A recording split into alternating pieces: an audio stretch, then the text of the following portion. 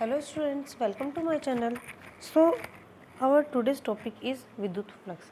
आज हम लोग नया चैप्टर सेकंड चैप्टर स्टार्ट कर रहे हैं, गाउस का नियम व उसके अनुप्रयोग. तो इसके अंदर हम लोग क्या करेंगे, जैसे फर्स्ट चैप्टर में हम लोगों ने विद्युत क्षेत्र के लिए कूलाम का नियम देखा था, विद्युत बल के लिए कूलाम का नियम देखा था. उसी तरीके से यहाँ पर एक नियम गाउस का नियम हम लोग देखेंगे और उसकी सहायता से अलग अलग शेप के लिए, अलग अलग कंडीशन के लिए विद्युत क्षेत्र की वैल्यू फाइंड आउट करेंगे. तो यहाँ पर उसको गाउस का नियम देखने से पहले सबसे पहले हम लोग को विद्युत फ्लक्स एक नई भौतिक राशि के बारे में समझना होगा. विद्युत फ्लक्स को समझने के बाद ही हम लोग यहाँ पर गाउस के नियम को समझ सकते हैं. तो यहाँ पर विद्युत फ्लक्स को समझने के लिए हम लोग क्या समझ रहे हैं कि एक समान विद्युत क्षेत्र है. कोई यहाँ पर कोई एक समान विद्युत क्षेत्र है और इसके अंदर कोई क्षेत्रफल हम लोग ले रहे हैं, कोई क्षेत्र हम लोग ले रहे हैं. तो यहाँ पर हम लोग क्या क्या कोई समतल मान रहे हैं कि इस तरीके से कोई समतल है. अगर ये एक क्षेत्र है, ठीक है, तो यहाँ पर इस क्षेत्र से होकर जाने वाली विद्युत बल रेखाएं ही एक एक्चुअल में विद्युत फ्लक्स होती हैं. तो कोई भी क्षेत्र है, किसी भी शेप का हो सकता है, या तो वो यहाँ से वर्गाकार, आयताकार या फिर एक सर्किल के फॉर्म में कुछ भी हो सकता है. तो इस तरीके का अगर कोई क्षेत्र है, उसमें से कितनी विद्युत बल रेखाएं गुजरती हैं, एक्चुअल में विद्युत बल रेखाओं की संख्या ही विद्युत फ्लक्स होती है. पर अगर देखिए क्षेत्र अगर कोई यहाँ पर एक फिक्स क्षेत्र नहीं होता है, एक सरफेस नहीं होता है, एक फिक्स एरिया नहीं होता है, तब तो हम लोग उसको विद्युत फ्लक्स बोलते हैं. लेकिन अगर एक पर्टिकुलर एरिया से ही, एक पर्टिकुलर क्षेत्रफल से ही होकर गुजरने वाली अगर बल रेखाओं की बात करते हैं तो उसको विद्युत फ्लक्स बोल देते हैं. और यहाँ पर क्या है कि वैसे तो विद्युत फ्लक्स जो है वो सदिश राशि नहीं है, लेकिन ये जो क्षेत्रफल है ये विद्युत बल रेखाओं के साथ कितना कोण बनाता है उन पर भी विद्युत फ्लक्स जो है वो निर्भर करता है. तो देखिए सबसे पहले हम लोग इसके लिए सूत्र लिखेंगे, फिर इसको और अच्छे से अंडरस्टैंड करेंगे. तो विद्युत फ्लक्स जो है फाई ई इक्वल्स टू होता है ई एस कोस थीटा. ई जो है यहाँ पर विद्युत क्षेत्र है, एस जो है वो ये सरफेस है इस तरीके से, ठीक है. ये एस क्षेत्रफल हम लोग जानते हैं, जब क्षेत्रफल ले रहे हैं तो उसको सदिश राशि मानते हैं क्योंकि इसकी एक समतल की एक दिशा है. जो भी क्षेत्रफल हम लोग ले रहे हैं उस प्लेन से, यानी कि उस समतल से परपेंडिकुलर जो भी लाइन होती है, जिधर भी उसका मुंह होता है, इस तरीके से हम लोग कह सकते हैं कि जैसे कि अगर इस तरीके से कोई क्षेत्र है तो इसका जो फेस होगा वो किस साइड होगा, ऊपर की साइड होगा, तो उसकी डायरेक्शन इस तरीके से मानी जाती है. अगर ये इस तरीके से तो इसका फेस जो है वो इस डायरेक्शन में, तो इधर इसकी डायरेक्शन मानी जाती है. तो क्षेत्रफल को हम लोग डायरेक्शन मानते हैं उसका. तो यहाँ ये एस वेक्टर जो है ये क्षेत्रफल हो जाएगा और ई वेक्टर के साथ जितना कोण बनाता है वो है यहाँ पर थीटा, उसका कोस हम लोग ले रहे हैं, ठीक है. ई वेक्टर जो कि इस डायरेक्शन में है, एस जो है वो इस डायरेक्शन में है, तो उसके साथ में जितना कोण बना रहा है वो है थीटा. तो ये होती है विद्युत क्षेत्र की, विद्युत फ्लक्स की परिभाषा. विद्युत फ्लक्स के लिए सूत्र होता है. अब देखिए विद्युत बल रेखाएं, अब कोई क्षेत्रफल है, अगर वो इस तरीके से रखा हुआ है, अगर यहाँ इस तरीके से रखा हुआ है, कोई भी क्षेत्रफल ऐसे है, उसकी दिशा जो है वो इस तरीके से इसके लंबवत है, और विद्युत बल रेखाएं इस तरीके से है जा रही है, उसकी दिशा इस तरीके से है विद्युत बल रेखाओं की, तो क्या इस क्षेत्रफल में से होकर कोई भी लाइन जाएगी, क्योंकि इस तरीके से चली जाएंगी ये तो विद्युत बल रेखाएं. तो क्षेत्रफल हमारा इस तरीके से है, कोई भी सर्किल जो है वो तार मोड़कर, जैसे आपने कोई सर्किल बना दिया वो ऐसे रखा हुआ है और लाइन्स जो है वो आप इस तरीके से लेके जा रहे हो, तो उसके अंदर से तो कोई भी नहीं जाएगी. तो यानी कि देखो डिपेंड कर रहा है ना कि वो किस तरीके से रखा हुआ है, एंगल कितना बन रहा है विद्युत क्षेत्र के साथ में. तो यहाँ पर देखो 90 डिग्री का बन रहा है क्योंकि क्षेत्रफल तो है इस दिशा में और ऐसे, और विद्युत बल रेखाएं हैं इस दिशा में, तो 90 डिग्री का कोण बन रहा है. तो ऐसे में हमारे पास में कोई भी विद्युत फ्लक्स नहीं होगा. तो cos 90 की वैल्यू कितनी होती है, 0 होती है. तो देखो इस तरीके से ये सूत्र बना है. विद्युत क्षेत्र क्या है उस पर भी डिपेंड करेगा विद्युत फ्लक्स, क्योंकि विद्युत बल रेखाएं कितनी है, ठीक है. अगर विद्युत बल रेखाएं पास पास है तो उस एरिया से कम एरिया से भी ज़्यादा विद्युत बल रेखाएं गुजर सकती हैं। अगर विद्युत बल रेखाएं दूर दूर हैं तो वो कम गुजरेंगी। क्षेत्रफल कितना लिया है, ज़्यादा लिया है या कम लिया है, उस पर भी डिपेंड करेगा। तो यहाँ से हमारे पास में विद्युत फ्लक्स का परिभाषा आ जाएगी phi E equals to E S cos theta. अब देखिए हम लोग जानते हैं कि कोस थीटा है तो इसको अदिश गुणनफल के भी रूप में भी लिख सकते हैं, E vector dot S vector. तो फाई ई इक्वल्स टू हो जाएगा E vector dot S vector. विद्युत फ्लक्स जो है वो एक अदिश राशि है। विद्युत फ्लक्स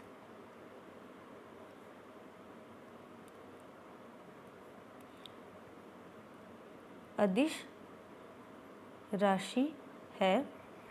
किस किस पर निर्भर करती है? विद्युत फ्लक्स विद्युत क्षेत्र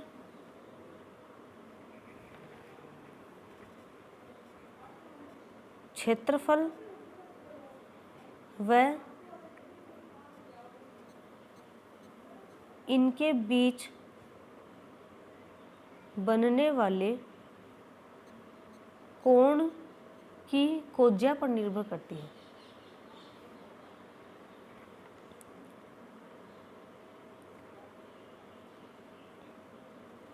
निर्भर करता है। देखिए विद्युत फ्लक्स जो है वो धनात्मक और ऋणात्मक दोनों ही हो सकता है। अब ये कैसे हम बताएंगे? विद्युत फ्लक्स धनात्मक व ऋणात्मक हो सकता है। अब देखिए यहाँ पर जब थीटा जो है वो 0 से 90 के बीच में हो तब तो यहाँ पर कोस की वैल्यू जो है वो धनात्मक होती है, हम जानते हैं, ठीक है। तो 0 से 90 के बीच में अगर हो तो के बीच में हो, क्योंकि 90 डिग्री पर तो 0 हो जाएगी, तो यहाँ पर क्या है तब तो धनात्मक होगी। Phi E equals to positive जब थीटा जो है वो 0 से बड़ा है और 90 डिग्री से छोटा है, ठीक है। 0 डिग्री से बड़ा है और 90 डिग्री से छोटा है, अगर ऐसा है। अब फाई ई जो है यानी कि विद्युत फ्लक्स जो है वो 0 हो जाएगा जब थीटा जो है वो कितना हो, 90 डिग्री हो। और फाई ई जो है वो नेगेटिव हो जाएगा जब थीटा जो है वो 90 डिग्री से तो बड़ा हो और 180 डिग्री से 180 के बराबर हो या फिर उससे छोटा हो, क्योंकि 180 पर भी उसकी वैल्यू माइनस ही होती है। तो यहाँ पर इस कंडीशन में फाई ई जो है वो नेगेटिव हो सकता है। अब ये तो हो गई अगर एक समान विद्युत क्षेत्र हो तब विद्युत फ्लक्स। अगर एक समान विद्युत क्षेत्र नहीं हो, अगर बहुत बड़ा एरिया हो और उसमें सब जगह जो है वो विद्युत क्षेत्र एक समान नहीं होकर जो विद्युत क्षेत्र है वो अलग अलग हो सब जगह, ठीक है, तो विद्युत फ्लक्स को किस तरीके से हम लोग बताएंगे? तो इसके लिए हम लोगों ने क्या कर लिया है, ऐसे ही कोई एरिया ले लिया। अब इस यहाँ पर जो सरफेस है वो भी फिक्स नहीं है। अब वहाँ पर तो देखो रेक्टेंगल या फिर स्क्वायर ले रखा था हम लोगों ने, वर्गाकार या आयताकार जब लेते हैं तो हमारे पास में क्षेत्रफल का सीधा सीधा सा ही एक सूत्र होता है और उसको आसानी से हम लोग रख सकते हैं। इस तरीके का अगर अगर इस तरीके का कोई क्षेत्रफल हो और जहाँ पर विद्युत क्षेत्र की वैल्यू भी समान नहीं हो, ठीक है, सब जगह विद्युत क्षेत्र जो है वो समान रूप से नहीं हो, तो यहाँ पर विद्युत फ्लक्स को किस तरीके से करेंगे? अब क्योंकि यहाँ पर समान नहीं है तो हम लोग क्या करेंगे, इसको छोटे छोटे पार्ट्स में डिवाइड कर सकते हैं इस तरीके से। इस पूरे बड़े एरिया को, अब क्योंकि ये पूरे बड़े एरिया के लिए एक साथ में कैलकुलेट करना और क्योंकि विद्युत क्षेत्र भी समान नहीं है तो हम लोग क्या करते हैं, इसको छोटे छोटे टुकड़ों में डिवाइड कर लेते हैं इस तरीके से। अब इसके लिए कैलकुलेट करना काफ़ी आसान है क्योंकि क्षेत्रफल जो है वो भी हमारे पास में एक फिक्स आ गया है और उसको आसानी से फॉर्मूले में रख भी सकते हैं, और एक छोटी सी वैल्यू के लिए, एक छोटे से क्षेत्रफल के लिए उस वहाँ पर उस पर्टिकुलर एरिया में हम लोग विद्युत क्षेत्र को कांस्टेंट भी मान सकते हैं। जैसे अगर इतनी सी एरिया की बात करें तो इतने एरिया के लिए तो विद्युत क्षेत्र कांस्टेंट हो ही सकता है। तो जैसे कि अगर हम लोगों ने ये वाला एक छोटा सा क्षेत्रफल ले लिया, तो स्मॉल सरफेस है, तो यहाँ पर ये हो जाएगा डेल्टा एस वेक्टर। अब इसको आई इसलिए लगा रहे हैं क्योंकि इसको हम लोग बहुत सारे तरीके से, क्योंकि ऐसे हमारे पास में बहुत सारे हैं, आई लगा रहे हैं ताकि इस आई की जगह 1 2 3 4 5 6 बहुत सारे रखकर इन सभी को एक साथ में ऐड कर सकें। अलग अलग कर लेते हैं, अलग अलग कैलकुलेट करके इन सब को एक साथ में जोड़ देंगे तो उस पूरे एरिया के लिए आ जाएगा हमारे पास में। इन सभी छोटे छोटे को अलग से कैलकुलेट करेंगे और फिर इन सब को अगर ऐड कर देते हैं तो इस पूरे बड़े एरिया के लिए हमारे पास में विद्युत फ्लक्स आ सकता है, और ये हो जाएगी विद्युत क्षेत्र ई आई वेक्टर की डायरेक्शन। ये इनके बीच में कोण थीटा, ठीक है। तो इस तरीके से एक छोटे से सरफेस के लिए हम लोग आसानी से कैलकुलेट कर सकते हैं। तो हम लोग लिख सकते हैं क्षेत्र एस वेक्टर को हम एन छोटे क्षेत्र में बांट सकते हैं,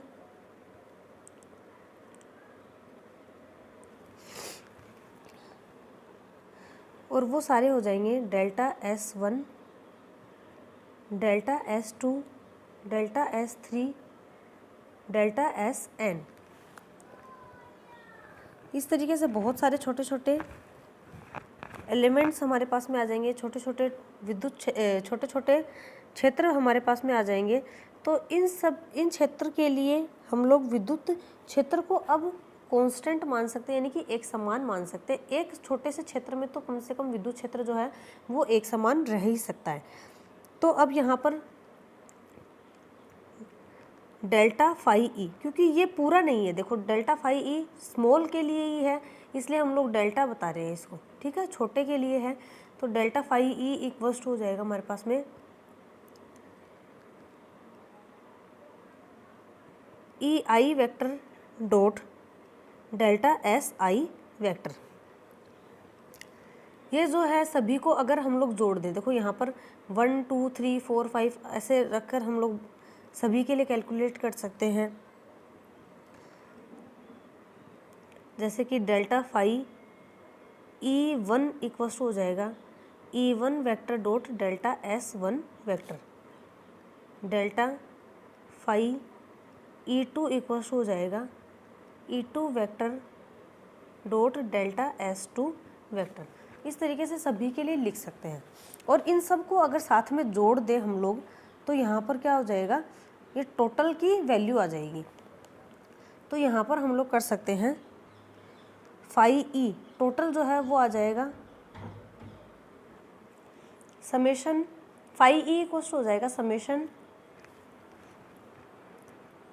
ई I vector dot delta S I vector. इन सब को अगर साथ में, समेशन का मतलब होता है जोड़ना, तो इनको अगर हम लोग जोड़ देते हैं तो टोटल विद्युत फ्लक्स फाई ई की वैल्यू हमारे पास में आ सकती है।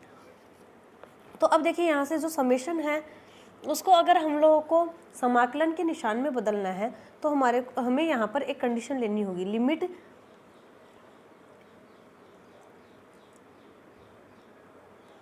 डेल्टा एस आई जो है वो बहुत छोटा है, टेंस टू 0 का मतलब होता है कि बहुत ही छोटा है, इतना छोटा है कि इस समेशन को हम लोग समाकलन में बदल सकते हैं। ऐसा जब लेते हैं तो यहाँ से हमारे पास में फाई ई जो है वो हो जाएगा समाकलन E vector dot D S vector. इसको हम लोग समाकलन के निशान में चेंज कर देते हैं, और इसको हम लोग ऐसे भी लिख सकते हैं फाई ई इक्वल्स टू बंद समाकलन। ये जो निशान है ये लगाने से इसको बोलते हैं बंद समाकलन E vector dot D S vector. इसका मतलब है कि बंद क्षेत्रफल के लिए समाकलन किया जा रहा है। देखो इसको ऐसे बंद कर देते हैं तो ये बताता है कि बंद क्षेत्रफल के लिए समाकलन किया जा रहा है। अब देखिए यहाँ पर जो विद्युत फ्लक्स आया है, हम विद्युत फ्लक्स के लिए, अब देखो कोई भी अगर इस तरीके से कोई भी क्षेत्रफल है, इसके अंदर विद्युत फ्लक्स जो है वो एंटर हो रहा है और एग्जिट हो रहा है। तो जो फ्लक्स एंटर हो रहा है इसको हम लोग नेगेटिव लेते हैं और इसको हम लोग जो बाहर निकल रहा है उसको हम लोग पॉजिटिव लेते हैं। तो एंटर होने वाले को नेगेटिव लिया जाता है, एग्जिट होने वाले को पॉजिटिव लिया जाता है। और नेट फ्लक्स जो है वो इन दोनों के सम की सहायता से निकाला जाता है, यानी कि कुल फ्लक्स बराबर हो जाएगा आगत फ्लक्स प्लस निर्गत फ्लक्स।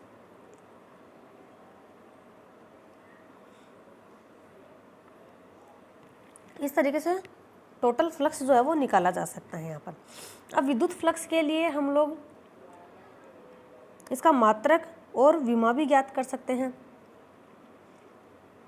विद्युत फ्लक्स का मात्रक,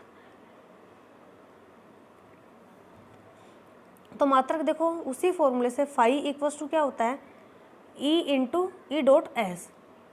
तो विद्युत क्षेत्र का मात्रक क्या होता है, न्यूटन पर कूलाम, और एस यानी कि क्षेत्रफल का मात्रक होता है मीटर स्क्वायर।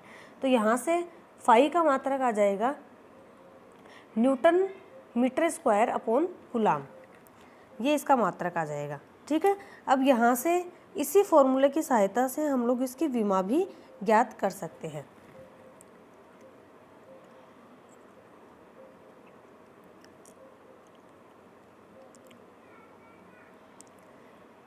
तो फाई की विमा ज्ञात करने के लिए ई की विमा इंटू एल की एस की विमा, ई की विमा इंटू एस की विमा। तो ई विद्युत क्षेत्र की विमा जो है वो M1 L1 T-3 A-1, ये विद्युत क्षेत्र की विमा हो जाएगी। और क्षेत्रफल की विमा जो है वो L2 होती है, हम लोग जानते हैं। तो ये हो जाएगी इस तरीके से M1 L3 T-3 A-1, ये विद्युत फ्लक्स की विमा हो जाएगी।